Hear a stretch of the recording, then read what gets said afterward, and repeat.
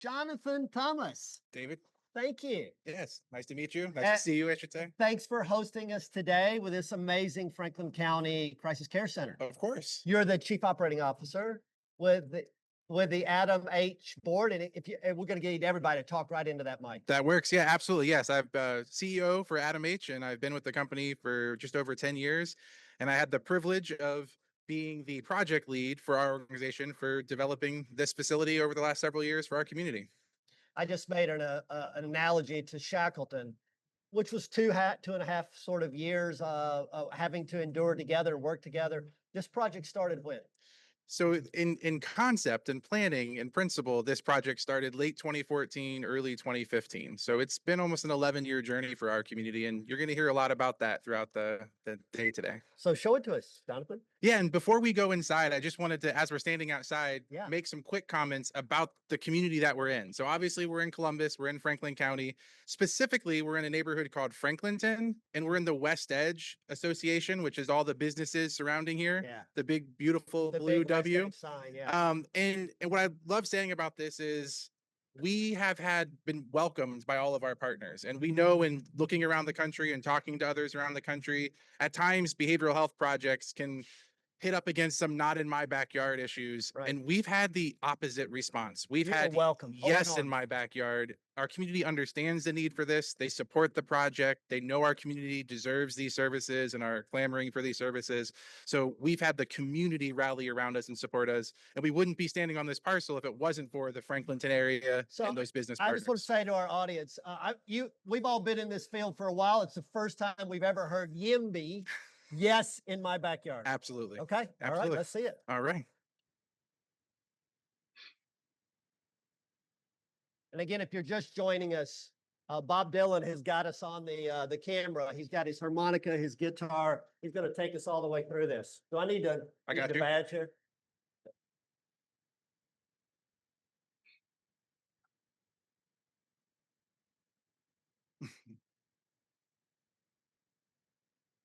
Erika. Hi, David. It's great to see you. Good to see you. Thank you. I'm going to sit over here. Jonathan's going to join us. Jonathan. And Erika, if you'll speak right into that mic. Yes, sir. Erika Clark-Jones, CEO of the ADAMH board for Franklin County. That's correct. You guys have to be like proud parents right now. Oh, wow. It is such a moment for our community, for our relationship with RI. This is a long time coming, this center is. Yeah. So I've got an either or for you. Okay. Just to start us off. And that is, you have a either or moment. Would you rather? Would you rather kick off with this work, a statewide mental health transformation, or coach the Buckeyes to a national championship? Oh, I'll take option A. Option A. Option A. It has the longer tail of returns. Let's say it that way. So tell us why this facility is important. Oh, well, the facility is important because it represents a lot for Central Ohio residents. Number one, it represents a new way for care, right? A new way to treat people who are in crisis, a new way to, quite frankly, revolutionize our crisis care system in Central Ohio. So we're proud of that. But number two, it shows what a community can do when we come together. This is, I'm not going to call it a labor of love. It was intentionally designed with long-term commitments from many partners. One partner alone can't do this. This is the work of many. So Jonathan leaned into this when we were coming in, but I've seen Columbus signs all over. We saw them on a fire truck last night. Over by the Hilton, there's a giant one. And in all of them, there's this little unique branding that the us in Columbus is you got pops. It. You got it. That means something. That's not just marketing. Tell us about what that is. You're exactly right. And I'm glad you pick up on it as someone that's not from this city, because that's what it's about here. There is a collective spirit in our community, and we call it the Columbus Way. Because nothing gets done without partnership. There is actually a Harvard Business School case about the Columbus Way, and it is our unique way of collaborating. It is nonprofit, it is private, and it is public partners coming together to tackle tough problems. We have a history of doing it. We've done it with the school system. We've done it with public infrastructure projects. We've done it to save babies and reduce infant mortality, and we did it to bring crisis care in a different way, full of dignity, serving any individual, regardless of their ability to pay, at this center 24 hours a day, 7 days a week. Yeah. I could say more No, say about the Columbus more. Way. My background is public policy, and it's kind of awesome that I got to be here in this space with leaders like Jonathan Thomas and our other partners, because we had to bring all parties to bear to get this done. Yeah. 11 years ago, the conversation started in our community about how to deliver crisis care differently and better, right? Not just different, but different and better. And so we had perspectives of first responders, hospitals, public sector leaders, private folks, families at the table to say, this, we can do this differently, and it should be done differently because this is our experience. We listened. Our Columbus Foundation and our philanthropic sector, they came together to say, if you all come up with a solution, we want to participate. Well, it took 11 years. It took lots of trips all around the country to come together and present a model that was uniquely Columbus, designed for our community, by our community, right? Yeah. Uniquely designed for our unique needs, and you get what we're sitting in today. Love it. 72,000 square foot of care. Yeah. Care with dignity. So Recovery Innovations comes from Phoenix, Arizona, and we're now joining this family, joined a couple of years ago. How long do we need to be here to be considered Columbusites? Is that multi-generation, Erika? I don't know how it works here. You be good partners. We might adjust the timeline for you. Might be adjusted. Thank you so much. Oh my gosh, thanks for being here. Back to you. Absolutely. But we're going to make the rounds here. Okay. And we'll Enjoy take the center bike with us. Thank you so much. All right. Thank you. Good to see you. Thank you, David. Jonathan, crazy. Good stuff. Yeah, no, it's been amazing. And you're going to hear more about partnerships, and you're getting ready to meet one of our partners that's been on this journey for the entire 11 years that you've heard of. And this is Jeff Klingler. Good to see you. Yeah. Jeff, good to see you. I'll let you have the mic for this. Oh, I'm holding the mic. All right. Yeah, come on. So Jeff, President and CEO of the Central Ohio Hospital Council. Before we get into that, I'm going to ask you an either or. All right. Would you rather air traffic control crisis services across all of Central Ohio, or try directing traffic in the Horseshoe after a sold-out night game?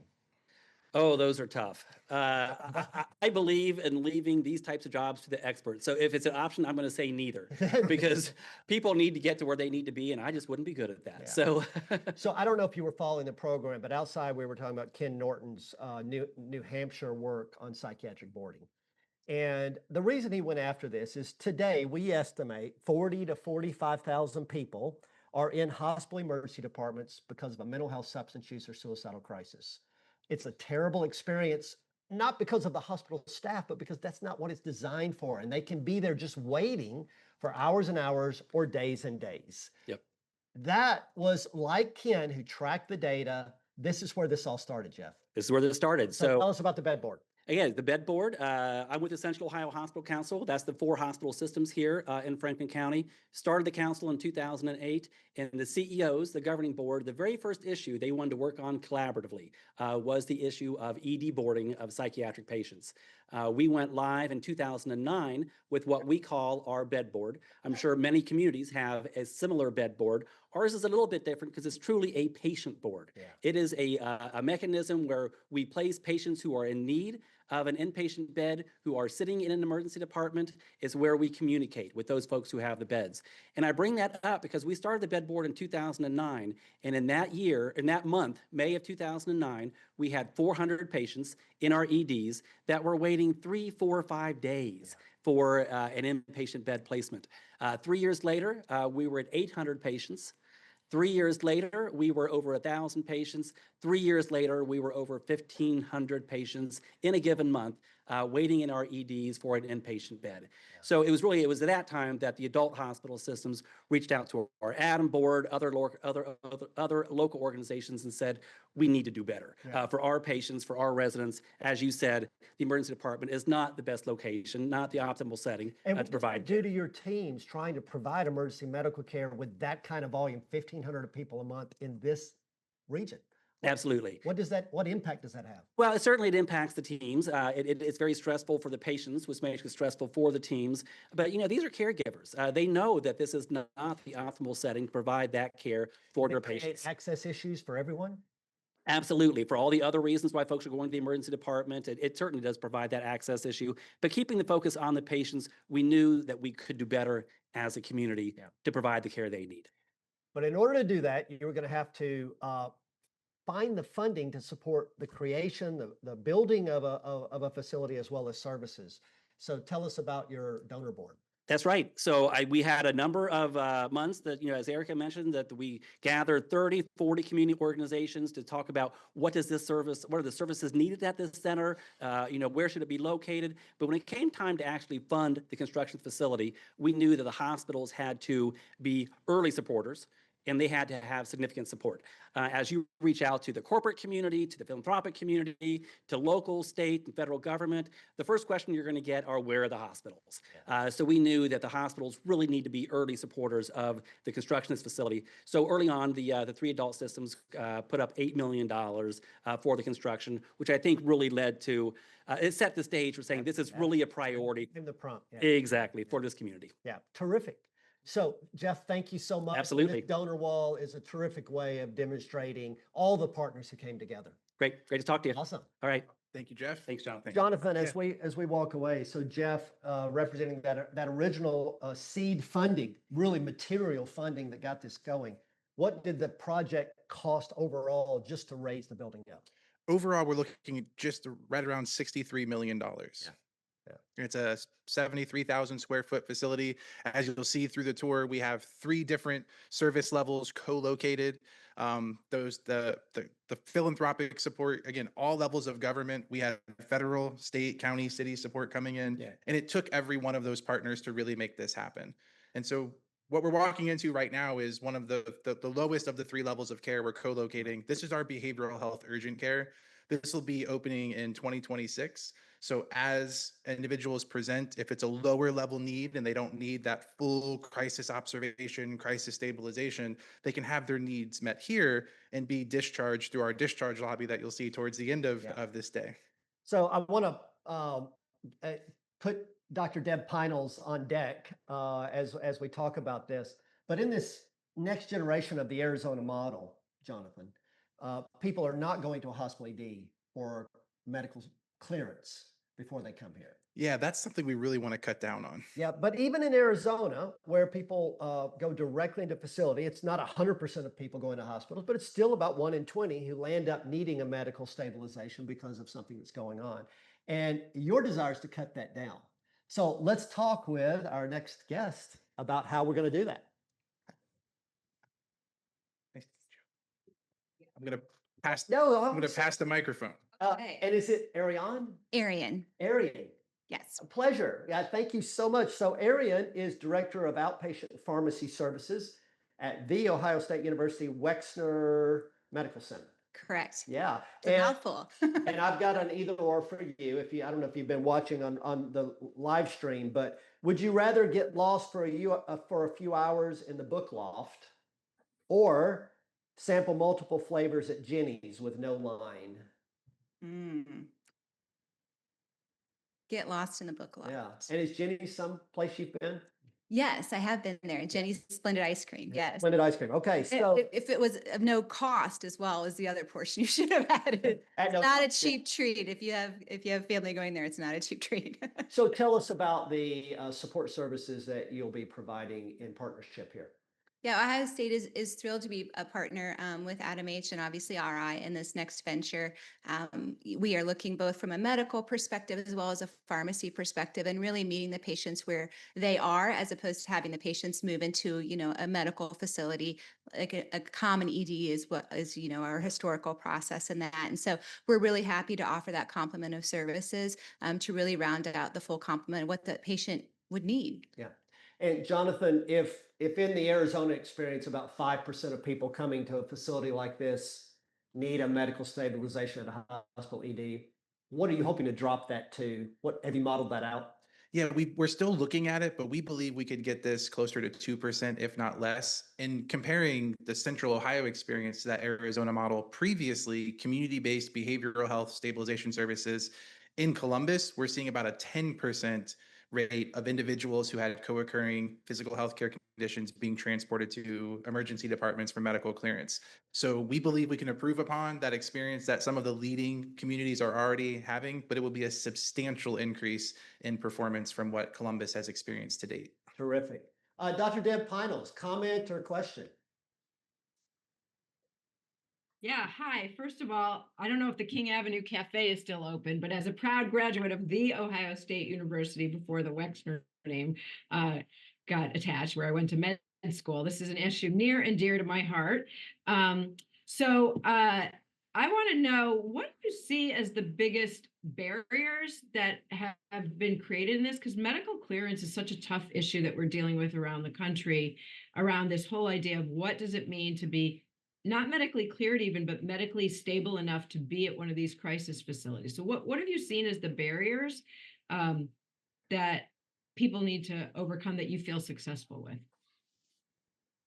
Do you want to take? Or? Yeah.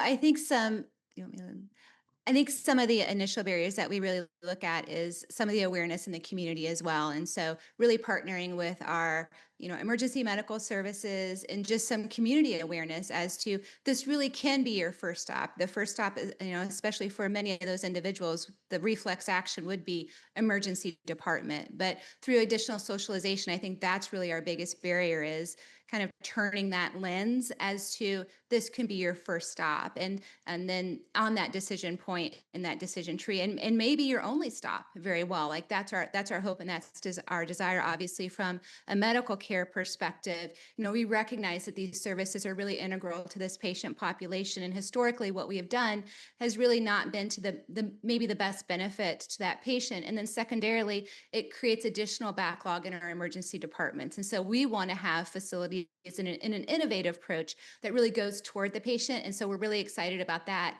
But again, the underpinning of that is communication and awareness in the community. And some of that would be patient directed. And then some of that is more to our emergency department responders, as well as our emergency service responders. Wow. Oh, Erin, thank you so much. Appreciate you. Looking forward to working together. Very so cool. You heard MB already, yes, in my backyard, and now you heard from Arian. You heard first stop, only stop.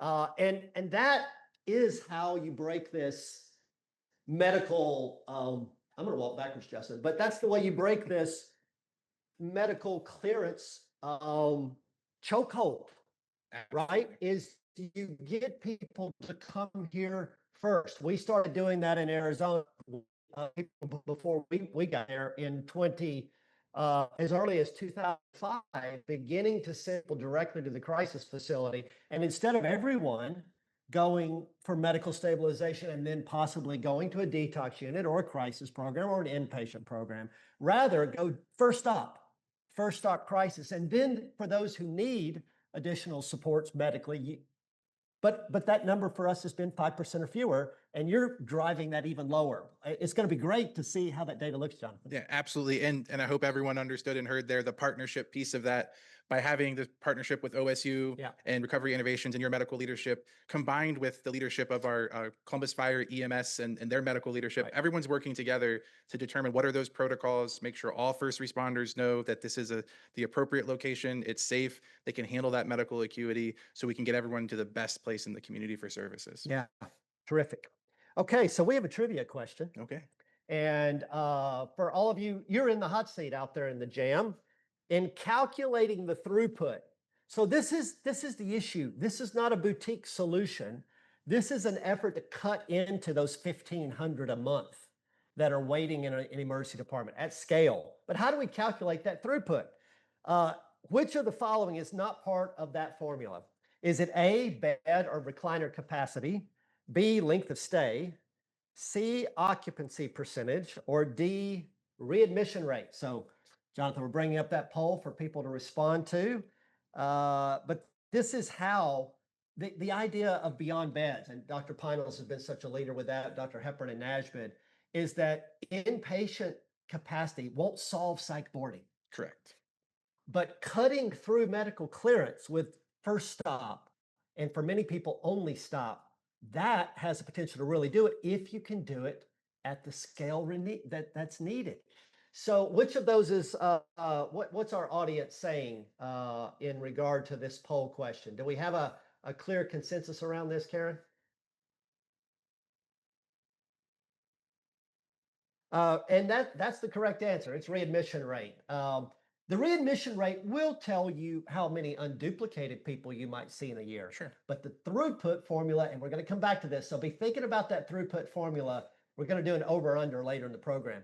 But the heart of making the first stop work is this next piece. Tell us about it, Jonathan. Yeah, so we're getting ready to walk into our first responder entrance. So you all entered our facility today through our public entry, our front door, and we have a dedicated entry point for all of our first responders so they can bring individuals here, whether that's voluntarily or involuntarily, have that quick exchange with the staff from Recovery Innovations, Yep. and get people into that preferred level of care quickly. Chief Bryant, this is Chief Elaine Bryant. Say hi to the Crisis Jam, Chief Bryant. Hello, everybody. So Chief Bryant, Chief of Police, Columbus, community engagement, transparency, reform, and reducing violent crime have been your hallmark. And we'll start with an over-under for you.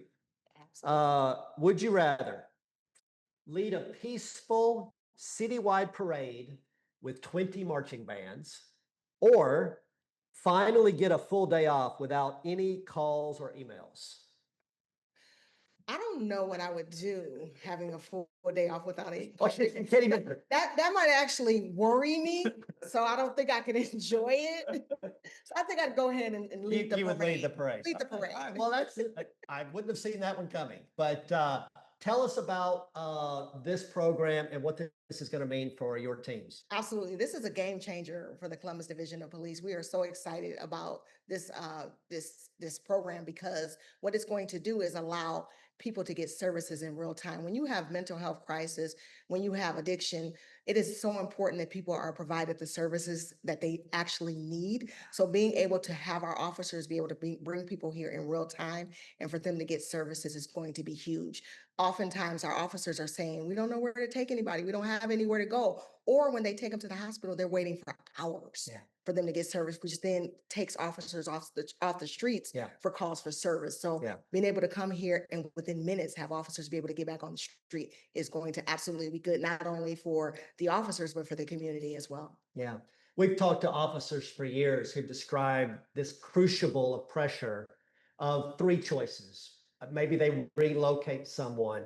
These are the challenges that law enforcement have told us. They take them to a park somewhere. They book them on a nuisance crime into jail, depending on how long that takes. Or they do what some officers have called wall time, where they're just going to be standing in an emergency department, leveraged for support or transportation or both by the hospital staff. Absolutely. So that's why this is important. Yeah. So show us and tell us how this is going to work, Chief Brian. So as you can see, there's a door here. Our officers can pull right up to this entrance right here, and they'll be able to be met by staff and be able to bring people in. And so that way they can go ahead and hand them off. And they actually have a break room, the officers, where they can go sit, do their reports, and be able to just, do the things they need to do to get back on the street, but also make sure that people get the services that they need. Yeah. So we also have, is this fire? This is a fire. Yes, this is React, as well as the medical. So we've seen Justin Chase and the Solari team do a little bit of this work in Arizona, but tell us about the role of fire, because I think people just see law enforcement, and fire and EMS are doing as much volume with mental health and substance use as you guys are probably. So we work collaboratively with them, and we are a partnership. So it's really important for all of us to work together. So we have a React team, and so we have social workers, clinicians, police that we all respond, and we have to determine what services people need. So we work closely with them. People forget the fire department is EMS as well. So all these calls for services intertwined. So we have right here, Officer Scalfini, who works the mobile crisis response unit for the police department. He could give you a little more insight.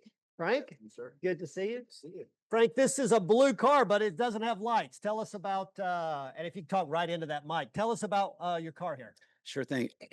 So this car, even though it doesn't have lights on the outside, it does have a hidden light package inside. Has So been flagged. we can respond with a sense of urgency if we need to get somewhere fast and be able to respond to the community. But it also gives us an opportunity to, I mean, there's a stigma with mental health. There's also a stigma related to police response.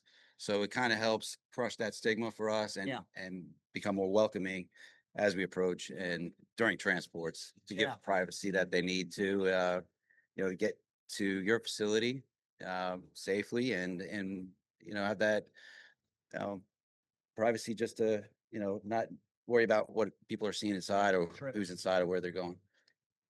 This perspective of what it's really like for law enforcement is so game changing. Do you guys ever do ride-alongs for the public? Is that something that people here could get an experience of this, Chief Bryant? Absolutely. We do ride-alongs, pretty much for every unit that we have. So if someone is interested in doing a ride-along with the mobile crisis response, they can reach out to myself. They can reach out to Lieutenant Voorhees, who's also in charge of the unit, and they could just request that. We would welcome that. We really want people to understand the situations that we deal with, some of the barriers that we face.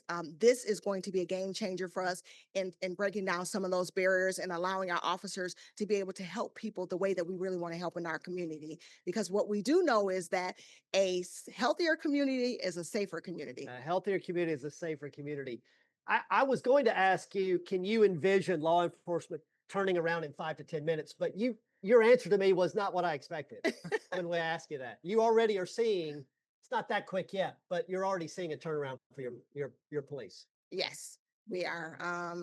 Again, this right here, unfortunately, when we take people to the hospitals, we're waiting hours sometimes for them to be serviced, which in turn hurts the community because the call for services are being backed up. Yeah. So this is going to allow officers to get back on the street within minutes and allow the people that need the help to get the help that they need in real time. Yeah. And do we have other people that we want to touch base here with, Chief Bryant? Or? Absolutely. We have a whole team. Team, come on over. They're over there hiding in the corner. This takes a village, you know. Tell us about this team, Chief. Absolutely. Come on over. And then I'm gonna tee up Sabrina Taylor. I know you're in there. I'm gonna tee you up for a comment or question. Absolutely. So specifically to you, you work the REACT team. Tell them a little bit about what you do and how that works. Hey, so REACT is the sorry. The Rapid Response Emergency Addiction Crisis Team. What we do is we go out following non-fatal overdoses or other substance use crisis in our community, and we try to engage folks into treatment. We do that following the incident. We also offer a harm reduction in the forms of like Narcan or fentanyl test strips or simply education about what's out there on the street right now. And our team is considered a deflection team. So we hope to intercept people before they enter the criminal justice system so they can get meaningful treatment and hopefully not enter the criminal justice system. Terrific, terrific. Let's, Chief Bryant, let's go to Detective Sabrina Taylor. Has been a longtime innovator and leader of the CIT team in Phoenix, Arizona. Sabrina, question, comment for Chief Bryant and her crew. Well, hello, good morning. It looks fantastic out there. And I'm so happy that you have one of these facilities. They can be like game changing. And so I guess this is pretty hard to do around the world and it's hard to stay on top of. And so I guess, do you have a plan going forward to monitor drop-off times, especially for sometimes like in the late evening, you can have like a mad rush. And do you have a plan to monitor, what happens during those high volume drop-offs and if wait times go up and if there are problems? Absolutely. So I can speak personally for the Division of Police, but obviously we're partnering very closely with our partners, and they are absolutely been phenomenal in ensuring that they have the proper staffing and have the ability to be able to bring people in as needed. The fact that it's going to be 24/7 is huge for us because oftentimes when we run across people, it's not during a Monday through Friday, 8 to 4 or 9 to 5. So being able to have an officer that works midnights or works the afternoon shift or works the weekend, be able to access these resources is going to be huge. We as a division are absolutely going to make sure and ensure that the officers know that it's here. We're actually in the process of creating tours for our officers to be able to come see the facility themselves so they know that the resources that are being offered. And we'll be monitoring closely with our mobile crisis response team as well as all our officers who, by the way, are crisis intervention trained to know that this facility is here, and we will be making sure that they are utilizing it the way that they can. I'll hand it off to him. He could probably answer more as it relates to ensuring that the proper personnel are here to receive.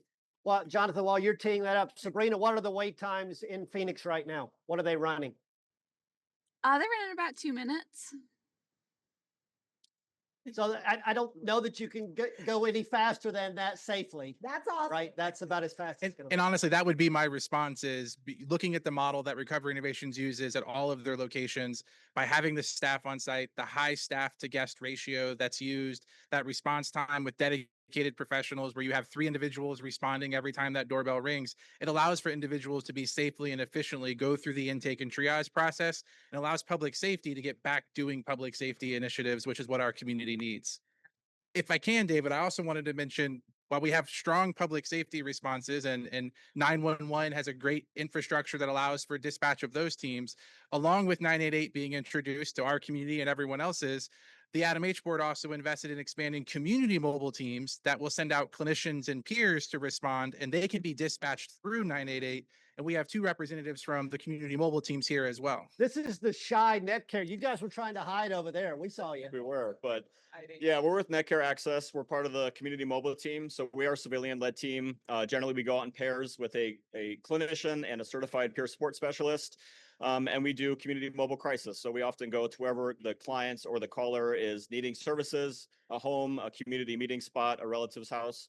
And we go in there often. We do coping de-escalation to help them feel calm about the situation. And then we do an assessment, figure out what's going on, identify their needs, their primary concerns. And then we really have flexibility to get them to the next step. If that is a higher level of care, such as the crisis center, we can transport. If they're safe to leave in the community, we do a lot of safety planning and follow-up to continue until they can get to the next step for their treatment linkage. We're a consent voluntary team and yeah, anything else to add? That's great. Right. Okay. Thank you, guys. Thank you. Thank you very much. So Thank you. Chief Bryant, you mentioned it, but a crisis has no schedule, right? Absolutely. It's middle of the night. It's 2 a.m. Yeah. And this is the partnership together that's going to make that work. So Absolutely. Jonathan, Right. let's lead us. Thank you. y'all. Thank you all very much. Looking forward to working together. So Jonathan, this direct law enforcement drop-off support requires a level of capacity in medical and nursing capabilities that you might not have in a regular crisis program that takes people from an emergency Correct. department. Correct. Absolutely. Yeah. The staffing mix that's here it's a purpose-built facility with an intentional staffing plan that is tailored and specializes in dealing with behavioral health crisis. Great. And great. right now, what we're walking through, this is our intake and triage unit. Yep. We won't spend much time.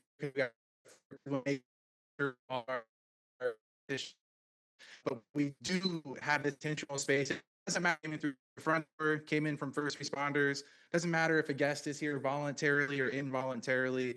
Everyone receives the same services, the same intake and triage protocols before going on to potentially the next level of care, which is our 23-hour observation retreat. Yeah. Right. Right. Well, let's go into that 23-hour observation with recliners.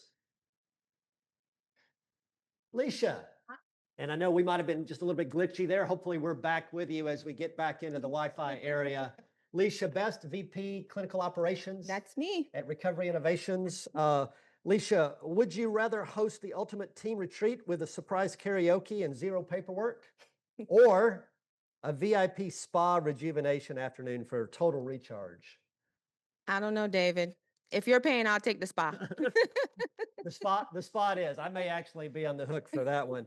Tell us a little bit. We're going to walk. Tell us a little bit about the 23-hour. This is the engine of Mhm. this facility, Lysha? How does it work? Absolutely. So as we walk through, you'll see the open environment that has been designed in a way to be trauma informed. So our facilities are designed to make sure it's welcoming to everyone that needs services. So we do a no wrong door policy as well. So anyone that needs services can come to this facility and receive the care that they need at the level that they need. So you'll see the recliners in the open space for optimal engagement. We don't have any barriers between the staff and the guests. We do call them guests, not patients or clients, because we want to make sure that it's welcoming.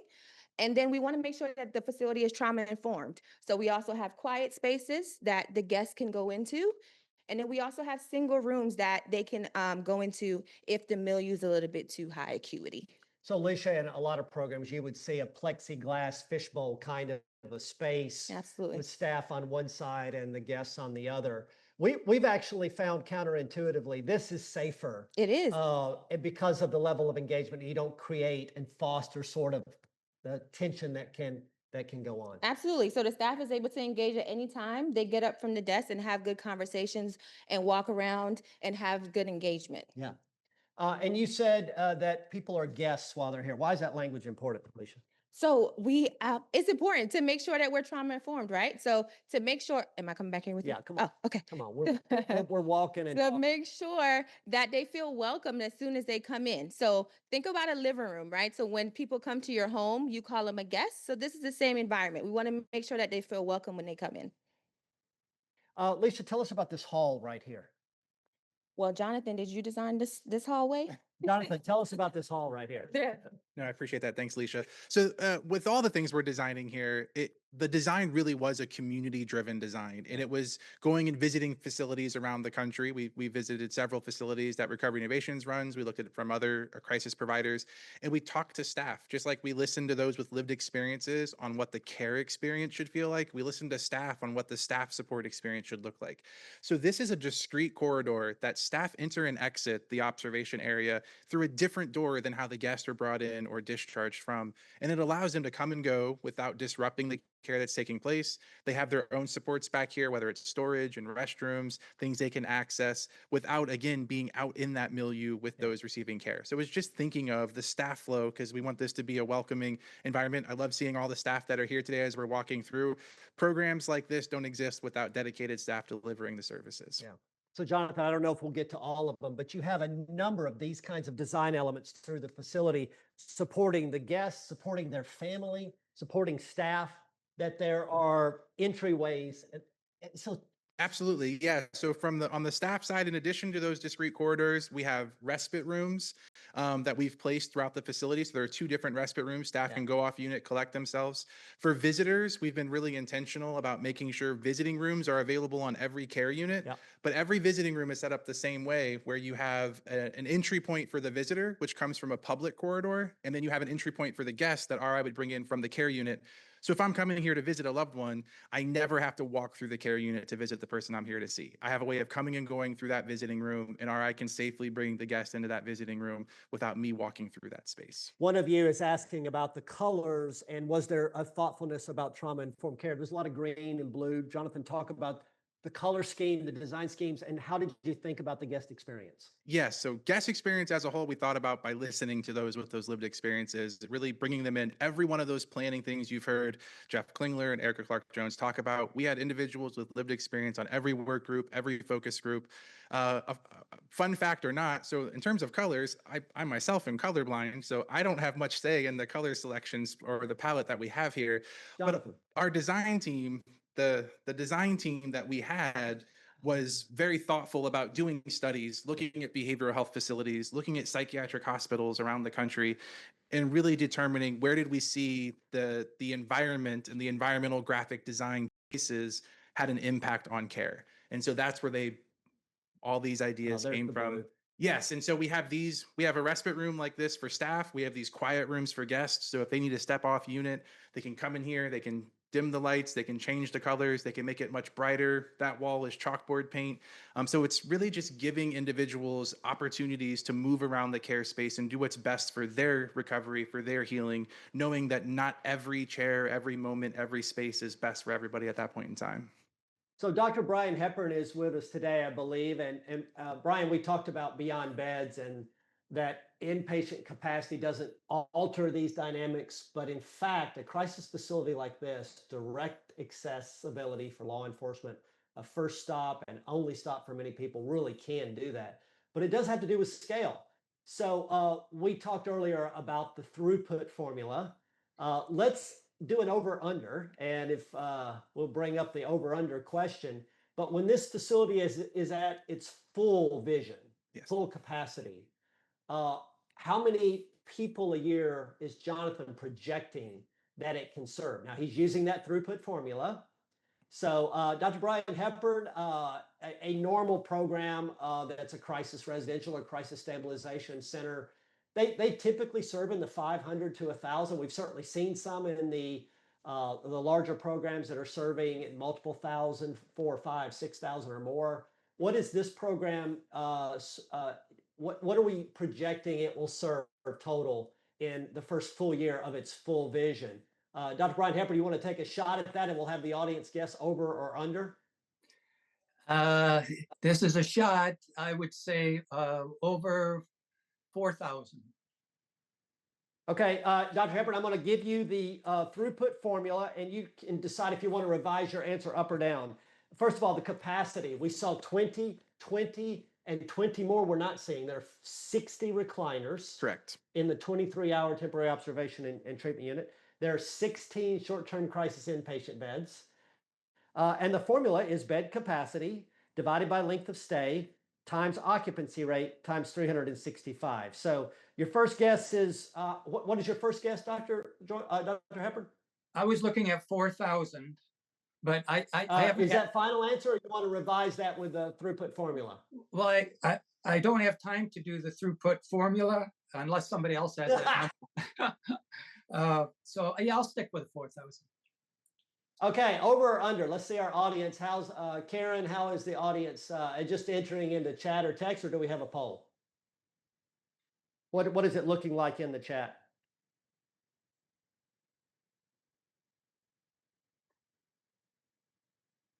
All right, well, we'll hold on to that and keep walking, and we'll come back to, we got a lot of overs in there. So the David, recovery David, innovation I had a program question, and that is about, are the judges involved in the planning and in the implementation? Because we know the judges can have such an impact on what is happening in the system. Yeah, great question. Yeah, so we have a strong relationship with our court systems here. In fact, inpatient, a multi-purpose room that has enhanced audiovisual capability will allow for probate court hearings to take place. Let's sprint up the stairs and try to get back to some Wi-Fi. Tim, hopefully we're catching up. Sorry for the lag in the stairwell, but Jonathan, you were saying. Yeah, so along with those partners, that absolutely includes our court systems and our judges. We have a really strong specialty docket system here in Franklin County. And one of the features that we highlight in our inpatient unit is we actually have a relationship where those who are here involuntarily will be able to have their probate court hearings using telehealth technology on unit, so those individuals don't have to be transported during their episodes. Yeah. Tim, do a speed view. Tim's with our facilities leadership here. Tim, show us a speed view of the anti-barricade function of these doors. Yeah, absolutely. So if someone tried to barricade themselves in the room, any staff member would easily be able to flip the switch down, open it up, and open the door up. And this is on every room within the facility that a guest could be in or patient could be in. So doors open either way. Door open. Yeah. So the normal privacy way is this way, but you have this. And then show us that, how does that shower door work? And so for privacy, the major feature for privacy is these saloon style doors. But for anti-ligature, they're any way it goes on them, they instantly come down. Right. Super safe. Thank you, Tim. Yes, absolutely. Thank you. We're rolling. Yeah, so now we're strolling through our inpatient unit or the living room unit for those multi-day stays. This unit is scheduled to open up in 2027. We are opening the facility in phases. So that capacity that you mentioned, the 60 observation, 16 longer term stay, and then up to 3 at a time in our urgent care will open up in 3 distinct phases. But we have 16 single occupancy rooms, all with their own restrooms and showers. Each room has a built-in desk, nightstand, task lights. 4 of the 16 are ADA accessible. And then we have subdivided the unit. So you have 2 different activity dining areas where they have television, they have porches they can go out onto. Let's see one of those and porches. yeah. Before we do, Chef, what's one word that's going to characterize your food here? Food is life. Food is life. I love I'm it. glad you're here. Thank you. And Food is a life. lot of this design, similar to downstairs, David, when we had that 40-person unit, it was subdivided by the care desk. It's the same thing up here. So you don't have as many people on top of each other. So you can kind of subcluster the guests so they have more movement room, more elbow room, more space. So this is one of our 2 porches. One of our 2 screened-in porches. And on this one, we've got Doug Jackson and some of our peer leadership. Thank you, guys. Good to see you Nice to guys. see you. Doug, Hey, David. good to see you. to see you. 988 Administrator, State of Ohio. State of Ohio. So our shirts are similar, David, they but are. They are. Ohio is prevalent here. So I've got an either or for you. Okay, let's go. Would you rather see 988 lit up on every screen in Times Square for a week, or you're hanging out in Easton and you hear some teens casually explaining 988 to their friends like it's just common knowledge? You know, Easton is Ohio, and we are Ohio, so I'm going to say Easton, but I'm a firm believer that the tide raises all ships. Yeah. So that is a very difficult one. Wherever people hear about 988, that's good. Hey, let's show the video. You actually have a little Times Square it's at the intersection of Broad and High. It is right here in Columbus, Ohio. We have a digital billboard that's there, and through our marketing campaign, our statewide effort, working with all of our partners, as Erika talked about in the very beginning, partners across the state trying to get the word out about 988. But right here in Columbus, we had a rolling ad of 988 on that billboard. And we're going to walk into this amazing courtyard here and there are multiple courtyards like this along the program. But while we do that, Doug, tell us about the award you just won. Well, we were very fortunate to get to New York City and win a marketing award. It's a national award called the Silver Anvil Award. So we worked with our marketing vendor. We've done a lot of awareness here in Ohio, and we're finding that the more people that know that 988 exists, the better we are able to serve them through the entire crisis continuum. Yeah. We're going to do some back and forth here. Jonathan, what does this kind of courtyard mean for the guests, the staff? You have 3 of these, 4 of these? We have a total of 4 courtyards in the building, 2 on the lower level that are for the different observation units. So all of our 23-hour observation units, those guests can go outside, get fresh air, get some sunlight. This is the one for the inpatient guests, so that longer term stay. Right next to us, there's actually one for staff as well. So it's a second floor courtyard. And again, it's listening to the people who've been through this and lived it. It's what would have been helpful or what was healing. Getting outside when we do have this kind of weather here in Ohio, people love to get outside and enjoy it. So we want that to happen for the guests receiving services too. Back to Doug. Doug, what does it mean for 988 to have resources like those mobile crisis teams, those co-responder teams, and capacity like this? Well, we know the magic in 988 is really to be able to de-escalate the help seeker. But we also know that that doesn't happen in every contact. Right. So having the full crisis continuum is what is necessary. And that's where we found that with this facility and working together with our partners in Franklin County here in Columbus, Ohio, we not just have somebody to call, but we have the rest of the crisis continuum with a safe place for people to go. So it's all of us working together to meet the level of need at every stage through a crisis. So we talked about over under for the capacity of this with its full vision. And 4,000, frankly, is a huge number compared to other programs nationally. We have a program in Phoenix, which will have 20 law enforcement drop-offs today, as well as other referrals and intakes. And it serves about 6,000 a year. How many is this going to serve? And then we'll get the answer from Jonathan. You know, I'm feeling like we've got to go bigger than 6,000. So I'm going to say 8,000. 8,000. So this is the problem with, we want to blow this thing up. We're talking 40 to 45,000 people in hospital EDs today. with mental health, substance use, suicidal crises. We're not going to get there with that volume. So Jonathan, the throughput formula, you've done it. What are you projecting the full capacity of this is? And again, this is unduplicated. So there might be some people who are served twice or 3 times or 4 times, but unduplicated in a year. So when we look at 10 years out, which is where we've done all of our modeling, looking at population growth, demand growth, Central Ohio is one of a growing community. This facility has the capacity to serve up to 34,500 encounters a year when you combine urgent care, observation, and inpatient. That's game changing. Doug, we have a gymnasium. You know, I've heard that this isn't just called a gymnasium. This is the movement room. And maybe that's best called movement room for people like me who aren't good at basketball, David. Yeah. So we're going to see, does the audience want to see Doug take a 3-pointer? That's the question. Are we waiting for a response? I know they If said yes. They said yes. Okay, so we need so in the chat, can you put in what's Doug going to do with this 3-pointer? Can we see what's your guess? Oh, I hear swish. I think he will shoot the basket. He will shoot the basket. Okay, Doug, let's see. Or shoot the ball. Yeah. All right, one shot, right? One shot. Oh, that was nothing but that.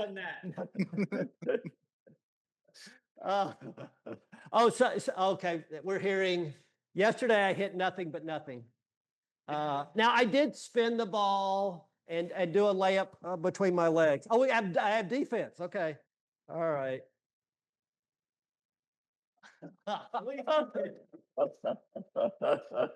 I'm just getting laughter from my team. So in addition to basketball, though, I want to say it's an interesting room. This ends the inpatient unit, but it also subdivides going into the administrative part of the facility. Yeah. So this can also be used for staff events. In fact, we know RI staff have been doing a lot of trainings in here. Yep. So we have a projector that comes down and they have AV equipment in here. They can do presentations. We can open up to the outside. We can open up the windows. We can use the roller shades to close the windows. And then again, it was about flexibility of design. We want this to be the best space it can be for the guests, but also for the staff. So how do we create a space that can meet all of those needs? And again, back to your design thinking, this program, this room is directly accessible to inpatient, but you can lock that door and use it with the community as well. Absolutely. Through this door. Exactly. Yeah, great stuff, Jonathan.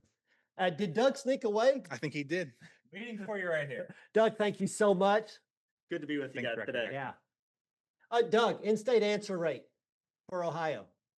99.9% last month is what we hit. And do you have a fee, or are you on NAMI's map? I don't think you're on NAMI's map. We have general revenue from Ohio. Our General Assembly has been very supportive. Our governor's been very supportive. So we are investing into 980. I saw that stat online last night. I'm like, it can't be. You're not one of the fee states. You're not one of the NAMI states who have recurring funding identified on their map. You've got 19 centers. Mm-hmm. More centers than any other state. Yeah, great stuff. Thank you. Thanks, guys. Dustin, we're running a little bit behind, so we're going to move with you. But Dustin, CEO of Drug Comp. ComDrug. I got it backwards. So, but I do have an over/under. We're going to do that. Would you rather see Oh, that's the wrong one. Dustin, would you rather have a week off the grid with no emails and perfect weather, or your dream funding, but the next year you're in every hour of every day in a grant review meeting? Well, that would happen if you get your dream funding. It would happen. Can I be on a motorcycle?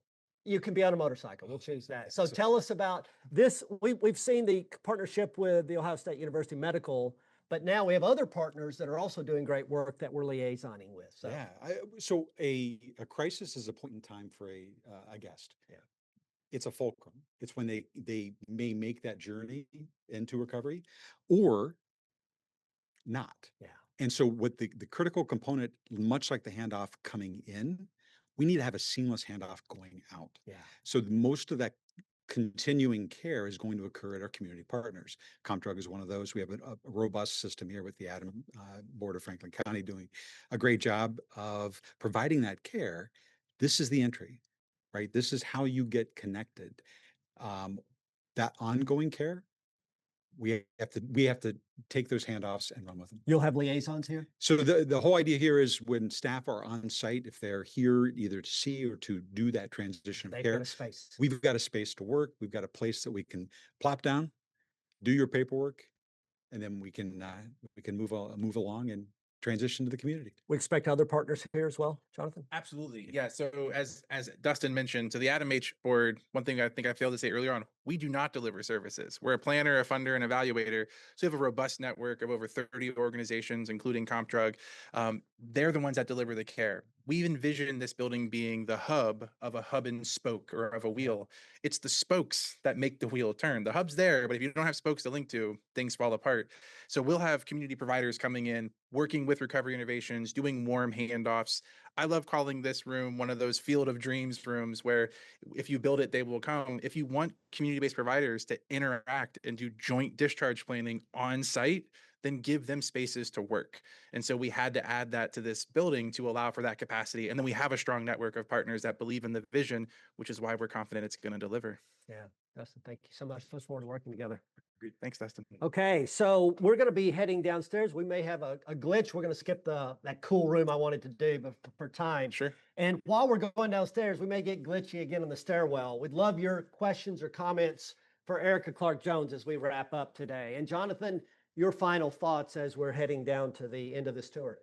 Yeah, I hope what's being impressed upon the Crisis Jam community is that while this building is the size it is and has the programming and capacity it does, that may not be the right program for everybody, but the way we did it is scalable to every community.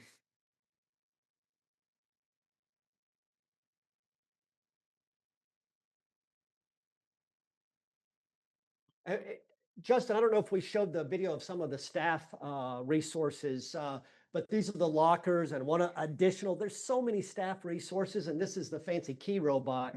Tell us about some of these tools that you've got, Jonathan. Yeah, so dedicated staff entry points to get into the building, staff break rooms on top of those staff wellness rooms, lockers for individuals that don't have their own offices, and a key management system that understands based on the access badge of an employee what their roles and credentials are, so they can only pull the keys that are for their role, and it logs inventory so keys get returned at the end of the shift. Okay, great. So do you have a comment or a question for either Jonathan Thomas, Chief Operating Officer, or Erika Clark-Jones, CEO, here with the ADAMH Franklin County? I thought I almost had this building down. You're so fun. So what do you think? It's tough. This is what happens It's tremendous. when partners come Tremendous, together. tremendous. So there is a question someone's asking about, I guess they're leaning into court ordered treatment and whether there's an actual court, virtual court or something like that on site. Tell us about how that works in Ohio and how you see this facility supporting that kind of work. Yeah, so with those individuals who are here on the involuntary hospitalization, we have a partnership. Our vice president of clinical services at our board has been engaged with the magistrate that's over that probate court, and they've agreed to participate using the AV technology on the inpatient unit to do those via telehealth or telemedicine. So they won't need to be transported during a crisis episode for a probate hearing. They can have that right there. And it's one of those rooms down that hallway before we got to the gym or movement room. One of those is that multi-purpose room that's intentionally designed with that infrastructure. Yeah, great, great. Other questions or comments?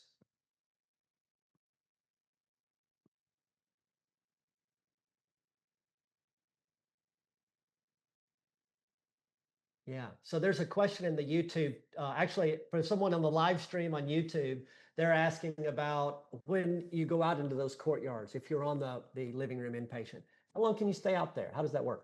Yeah, that's programming decisions that'll be made by Recovery Innovations. I know there's intentions to have scheduled times, but obviously if someone needs that space, they can work with one of the staff on the unit to determine. They will always be supervised when they're in those care areas, but it's nothing that's prescribed or limited or restricted. It's going to be based on things like weather, staffing, the individual's needs. So Erika, you've made this facility. People are going to be here with big feelings. They got a lot of pain going on. They're frustrated. They're angry. We've got space for them to have that So it really minimizes forced interventions, that kind of thing. But we've also got the medical and nursing staff here to make all that work. So Erika, your last comments. We've got a minute or so left. What do you? This is what happened when a community comes together. Yeah. I think I've enjoyed the tour, watching you all. Our partnership is critical. Yeah. I hope that you see how you fit into the fabric of our community. This is a community where we care for people, and this is an exhibit of that. Yeah, well, Recovery Innovations is so happy to be here. We're happy to have We you. were in Salt Lake City with Kevin Curtis and the University of Utah, amazing team there with the Huntsman Mental Health Institute, who's going to be the operator of that facility. And Recovery Innovations had this great, we've been working together for, gosh, 2-3 years now. That's right. Yeah, That's so right. and you think the start of this, we just talked about that earlier, and you pointed back at me, but phase one opens Phase one opens this summer. this summer. That's Correct. exactly right. And so we look forward to working with all of our community partners to help raise the bar on crisis care across this country. Yeah. So thank you both so much. Thank you. You for welcoming us into this community and for this amazing program. And we'd like to come back to you, Crisis Jam. We'd like to do a follow-up with you here in 6 months or so. We want to do more about regulatory funding. Absolutely. We talked a lot about funding, the structure, but the services. That's and exactly support. right. That's Let's talk- exactly right. talk more. I think our community will come together, set benchmarks, see how we're doing, tweak along the way, and we'll all learn and benefit as a result. Terrific. Thanks Thanks, so David. much. Thank you. Jonathan, thank you Yeah, so much. absolutely. Thank you. Now, normally we end at noon. We're going to go a few minutes extra for those of you who can stay with us, and we're going to debrief with Eric Hipple. He has an investment in this work. He cares about this, and we're going to see what his thoughts are for the next 5 minutes or so. Eric, let's walk into this. Look at you. You dressed for this. I dressed up for you. How about that? Let's walk into the shade, Eric, of this amazing open area here under the foyer. Well, So it's Eric, 80 degrees, so shade's a good idea. it's hot. So you watched on the live stream. I did. Yep. Yeah, and you toured the facility a couple of times as we've done the walkthroughs. I have. What are your reflections? Well, first of all, I think what our crisis jam, people are looking at it, it's just saying they're amazed. First of all, how large it is. Okay, because that's a big thing. I think a lot of people are going to be rather small, but not only that, but just the design, the warm feeling, talking with all the different aspects of things you can that are available. I just I guess I'll put it in the terms of my brother, who I saw he's on chat a few times. Yeah, your brother was on. Yeah, he was on chat a few times. I was reading him, and he said a game changer for sure. And it is. I can't thank you enough. We met maybe 15 years ago Oh my at goodness. a conference or something Yeah, like that. It has been. And that introduction was about the time when I was going through a lot as well. But you reached out to me a little bit over a year ago, I think it was, and said, I think it's time. We're there. We're pretty close. And so I came out and saw you. Well, first of all, I went out to Utah and saw the documentary that you put together, which is fantastic. And then going down to Phoenix and meeting you down there and going through the facility where my jaw was dragging on the ground because I can't believe this exists. Yeah. And here you are. Didn't happen overnight. 15, 20 years worth of work. To come to this. And so that's what I was talking to Erika inside. I just said, it looks like, oh, wow, it just popped up out of nowhere. But this is in the building. And that's why it's going to last. Yeah. That's why it'll be the game changer, because it's got the push behind it. It's got the need. It also has the data, but it also has, the compassion that goes with it. So Thank you. thank you. Thank you. Yeah. So this facility is a game changer, but it's not because of the structure. It's a beautiful building, but it's about the no wrong door, a real true no wrong door. Yeah. There's a couple of questions in chat about what if you're from out of county? Do you have to wait for a period of time if you've just been here? And the answer to those is it's a no wrong door. It is an open facility that people are going to come into when they need support and care. And we've had some people who have been in multiple times before they made their real breakthroughs and beginning to walk on that road to recovery. So thanks, Eric, for making the trip and being with us. Thanks for the invite. And for your investment in this work. And Yeah. thanks to all of you for joining us. Our filmmaker, Justin Shelby, who's the Bob Dylan behind this camera, he and I were thinking about where to go next. And we're actually brainstorming. We love the folks at Grafton who innovated the Ukeru. So if there's a crisis facility that would, and again, we've got to get Grafton to agree to join us, maybe doing a Ukeru demonstration in a real program would be an interesting one. But you let us know. Where would you like us to come next? as we showcase how do we get care that feels like care to the individual who's in pain. Thanks for being with us, and we'll see you next time on the Crisis Jam. Thanks.